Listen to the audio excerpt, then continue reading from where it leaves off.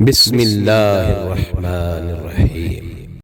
آپ صلی اللہ علیہ وسلم نے فرمایا، جب تم میں سے کوئی اپنی بیوی سے جماع کرے تو کہے اللہ کے نام کے ساتھ شروع کرتا ہوں، اے اللہ ہمیں شیطان سے بچا اور شیطان کو اس چیز سے دور رکھ جو تو اس جماع کے نتیجے میں ہمیں عطا فرمائے۔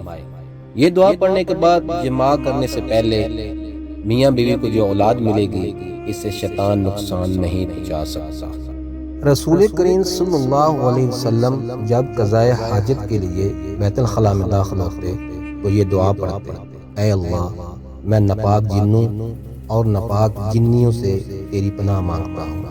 نبی کریم صلی اللہ علیہ وسلم بیت الخلاء میں تشریف لے گئے۔ میں نے بیت الخلاء کے قریب آپ کے لیے وضو کا پانی رکھ دیا۔ باہر نکل کر آپ نے پوچھا یہ کس نے رکھا؟ جب آپ کو بتلایا گیا تو آپ نے میرے لیے دعا کی اور فرمایا، اے اللہ اس کو دین کی سمجھ عطا فرمائیو۔